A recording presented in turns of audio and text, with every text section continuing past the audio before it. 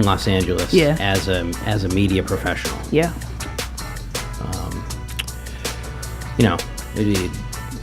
So what's your story? How did you go from Massachusetts to the West Coast in the media biz? I came to Los Angeles. I've been there. Your brother actually pointed this out to me the other day that I've been there a third of my life now, 11 years of my 33 years of life. And it kind of happened really spontaneously. I went to school at Emerson College here in Boston. And last semester, most students go out and do an internship in Los Angeles. Mm-hmm. And, LA is nowhere near here. It's like the complete opposite end of the country. And it kind of shocks me sometimes how easily I just picked up and moved out there. And I guess when I went out there for last semester, it was a good trial period. I could have just packed it up after 3 months and came back here. But I stayed. I got a job pretty quickly. My internship turned into a job. A lot of my friends were doing the same things. I have, built-in community. I have some family out there as well. And 11 years later, I'm still there. Right. And so what, you've been doing media a long time, right? Right. Yeah. So you were interested in video and for ages, right? Yeah. Yeah. So what was that like? I mean, I was fortunate to have such a strong TV production program in high school, at Framingham High School. I graduated in 2004, and just really great mentors, great teachers, and that kind of easily told me what I wanted to do in college. A lot of people aren't sure what they want to do when they're applying for college, and they kind of pick some safe options or have some ideas in their head, but I knew I want to do TV. I want to do production. Mm-hmm. And I did that for 3 years, and then I did a semester in LA, and then I'm out there. And I think just having a lot, knowing in advance I want to do all this stuff definitely helped me kind of find my footing a little bit in Los Angeles. There's a lot there. There's a lot of different types of production. There's huge TV networks. There's huge movie studios. But there's also a lot of smaller production, people who really just want to kind of find their footing on their own. And I think I kind of fell somewhere in the middle. I have a lot of knowledge on where I came from. I want to jump into the big leagues and try to find there. But, just the internet, and I'm sure it's prevalent everywhere in the world, but especially in Los Angeles, the internet is just this new form of distribution that anyone can take advantage of. And I think being partnered and paired with all the right people who are in Los Angeles who already want to be there to do media, to do that type of work, it connects a lot of people together. And I mean, I've helped friends with little film shoots for web series that are winning awards and are getting major attention because they're just in the right places and they're kind of being able to collaborate with the right people. Sometimes these are people who may have big jobs at big networks during the week, but then want to collaborate on smaller things on the weekend because they want to, not just for the money, not just for a paycheck, but because they want to take on these passion projects and they're surrounded by people who can help them do it. Mm-hmm. And so you're more of a behind the camera person, yes. Right? Yes, definitely. Yeah. So, and you're a producer? Is that? Yes. Would that be the kind of how you characterize yourself? And you've done this for a number of years, right? Number of years, yes. And I think part of our audience are folks that may not know film, may not be or may not know media in the business and the industry. So for folks that maybe don't know, like what is the role of a producer or a director of production on like a media, television, internet program? I mean, a producer, I think the easiest way to sum it up, they're the person or the group of people who are really collaborating on making the project happen. And sometimes producers can be more on the creative side, and sometimes they're more on the logistical side, on the planning side of things. And sometimes they overlap, and sometimes they don't. I think you look at a film that's being created, a lot of times the director is really the head of the creative in that end. The producer is more finding finance, finding money to make the project a reality. Mm-hmm. On TV, though, I think producers are more, they work closer with writers and trying to formulate what they want the show to be, what they want the idea to be. From a larger perspective, and then you have individual writers and directors who may craft individual episodes, individual installments of a series, but producers are really the ones driving the vision ultimately for on a larger scale for a TV network, for a bigger corporation, but sometimes for themselves, for something smaller that they're trying to get out there, a message they're trying to get out into the world. And does the role of producer, as you said, it seems like the internet has a lot of sort of disruptive track record, I suppose you could say at this point. But does the role of producer, with something as as hard to wrangle as the internet, does that change the role of producer in any ways?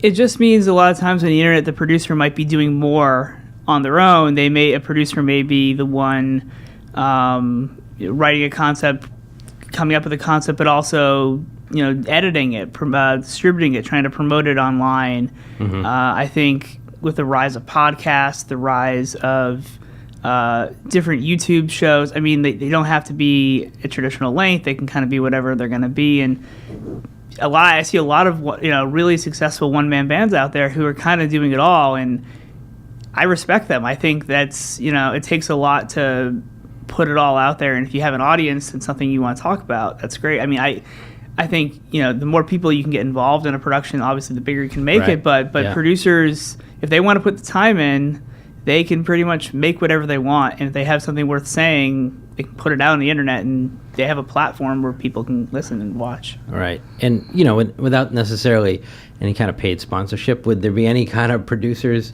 or programs that you say, somebody that doesn't know might want to check out, that is along those lines of what you're saying?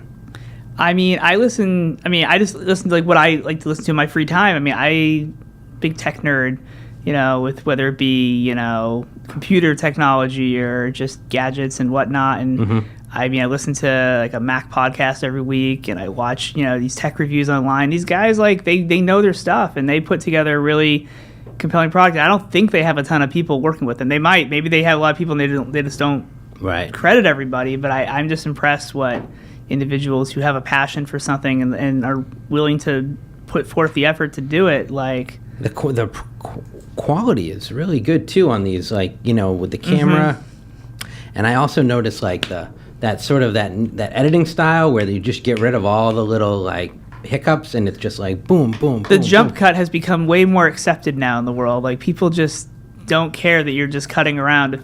If you're putting together a full sentence and it makes sense and you're getting quick to the point, the edit doesn't mean the same that it did before. Right. Well, I mean, it's amazing, but it's like, it almost feels like if you're not doing that, maybe podcast's a little different, but it's almost like for video, that seems like something where the attention is a little shorter. And some of the TV shows I'm working on now, like interview type shows, like me and some of the editors I work with, we're constantly like trying to figure out what the line is between when is a jump cut acceptable and when is it not, because obviously you don't want to make it sound like you're changing anyone's words, and that's, I don't think, ever really the intention of it, but like, you also don't want to jar the audience, and sometimes it's actually better just to leave the cut in, because you don't want to hear the ums and the uhs and the pauses, and people just want to hear quick things and move on to the next thought. And it's just interesting where our minds are all going now as we consume media.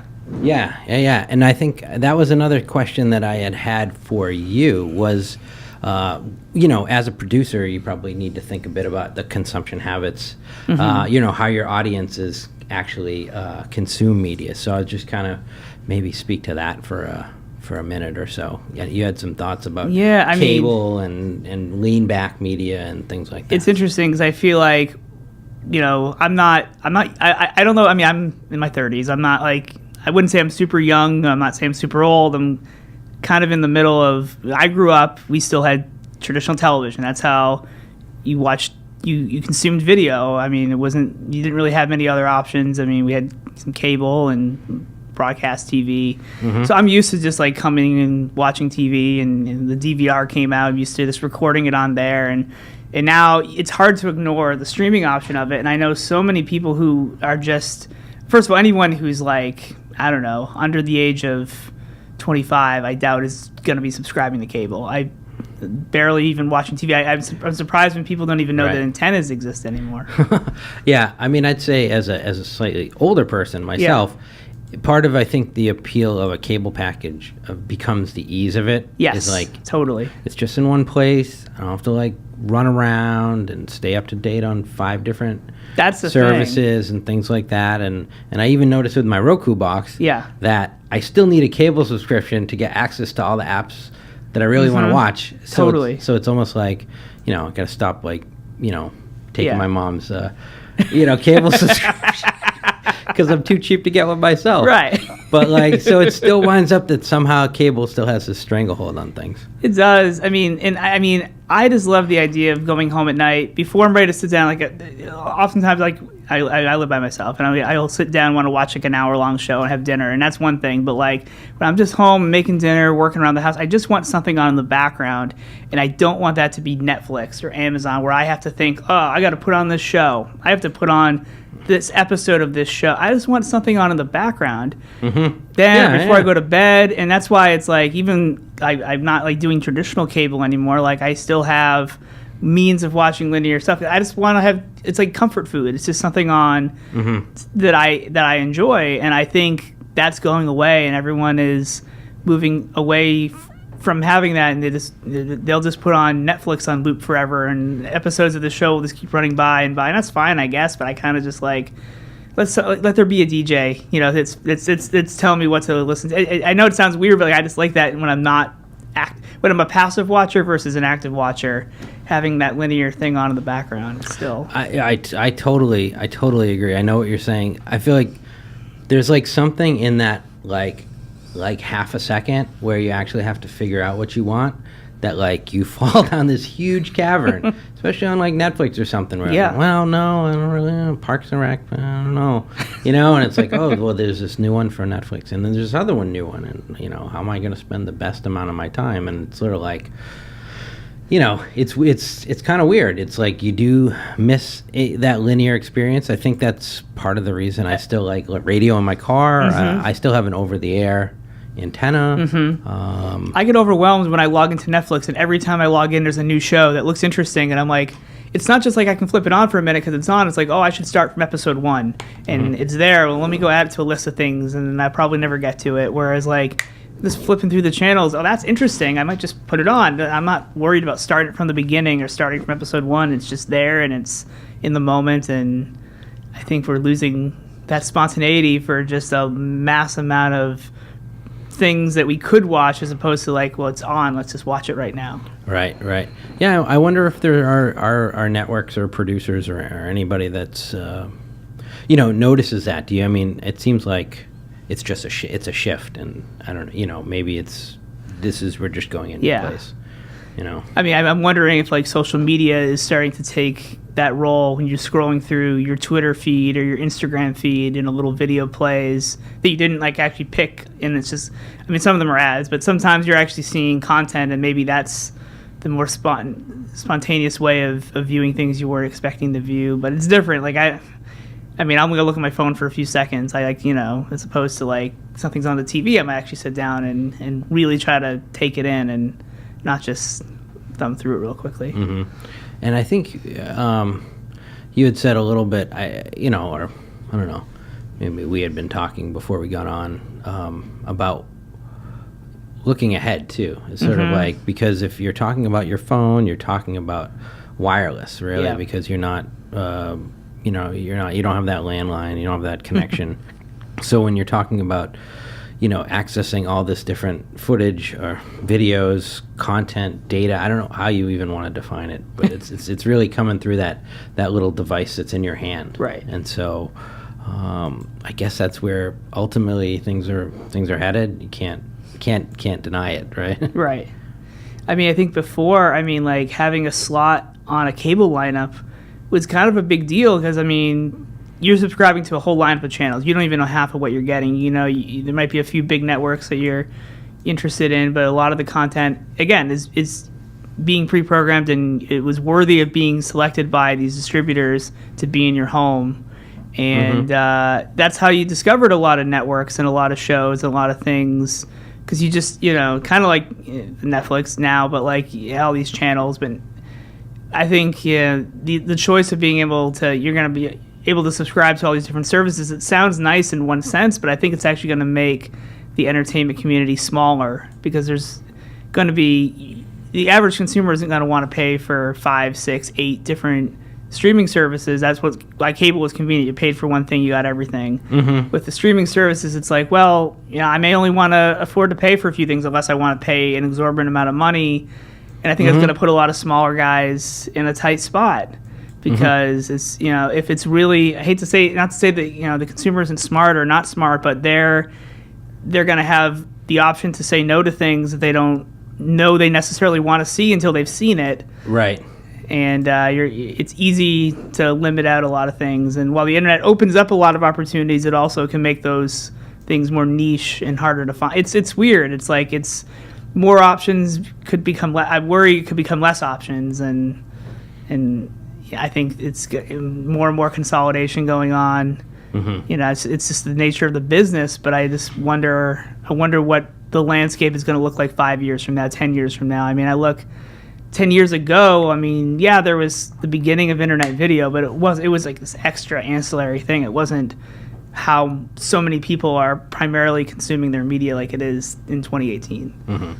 And I think I read something somewhere about Netflix as well, in the sense that, like, what's happening with Netflix? Have they kind of passed their peak in some way? And I wonder, have you ever thought about that too? Is like, are we on that cusp where, now Disney's going to have a mega, like, Disney will have its own Netflix, right? And then that'll really have this, huge swath of content. And we say, and then Netflix, has had its heyday. Not that it's had its heyday. I mean, it's tons of great content on there too. I mean, I guess that, I don't mean to sound like. It seems like a lot of these streaming services are going to become more reliant on their own content going forward. I think in the early days of Netflix, I think when the service was really in its height a few years ago, is they were introducing originals, but they had so much acquired shows that people loved and people just know to rely on the service. And I think a lot of those acquired things are going to go off into these. Whoever made them is going to make their own streaming thing, and if you like a lot of their content, then great, then you can go subscribe to them. But I've heard people saying how, like, the outcry that Disney's content's going to be removed from Netflix. How parents, what are they going to do?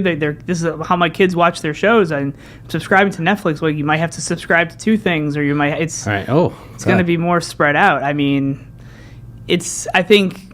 These last 10 years have been really like a testing ground for streaming in general, and what works and what doesn't work, both from the technology side, from the content side. And it definitely seems to be the future, but I don't know if anyone has it exactly figured out yet, or if they do, it's not fully deployed yet. And I question, like, how many services I'm going to subscribe to, because I like a lot of these services, but, like, to subscribe them to watch 1 or 2 shows here and there, it's like, it makes me wonder where I want to put my dollar, and it's tough. It's like, how many hours a day do I really get to go home and spend and watch TV? Right. And that's what it comes down to. It's funny. I'll just mention this before we kind of head out, but there's a funny piece. You might be able to find it on YouTube or something. It's like a 60 minutes from like the 70s, and it talks about the promise of cable television. Really? As like, there's going to be doctors you'll be able to talk to your doctor through cable TV, and like this amazing like potential of cable television. Sounds like they skipped a generation. Right, exactly. Well, I'm just saying, like, you have a technology, it has all this promise, and then like, and then it goes in it settles down. Yeah. Right. And so, and maybe that's part of what we're going through here, is this like sort of settling down process of the internet and internet video, and that becomes Well, I'm excited for the future of where the internet is going to take media and entertainment, but I think, like anything, you can only plan for the future so much. The journey is still in progress, and I'm excited to see what direction it takes. Yeah. I mean, there is so many amazing shows out there, and people that are doing really cool stuff. It's It really is like It's the golden remarkable. age of television. I mean, I watch any of these shows on Amazon or Netflix or HBO. I feel like I'm watching a cinema quality movie. Yeah. It's just so different. It's a different age, and interested to see where it's going to go. Right. It's like a 10-hour movie. You know what I mean? Right. And it's like engrossing, the whole thing. And I don't mind that these seasons have less episodes than they used to be, because they have a direction, they have a path, and they just like they're so enjoyable to watch, and they're innovative and they're different, and they're not always following the same pattern, and it just Right. And it's like, one episode can be 30 minutes, another one can be 45. It's like there is a lot of creative freedom there, and it's exciting. Yeah. I think people that are like, I don't own a TV, I'm so much better than you, all I do is read books, is really missing a huge part of what's going on here. And I have to say, not to get on my soapbox here, but people have been looking at images and flickering lights since people lived in caves. You know what I Yes. mean? I think there's something that is really primal about looking at images. And so I think now that we have these tools and storytelling is refined over thousands of years, there's something really exciting going on. I mean, complain all you want about the business side of where all this is going, but like the technology that's out there now is really just elevating the art of what can be done with a camera, what can be done with storytelling, and how it's incredible. It can really take you and suck you into these worlds that you never thought could be replicated on a screen like that. It's just incredible. Yeah.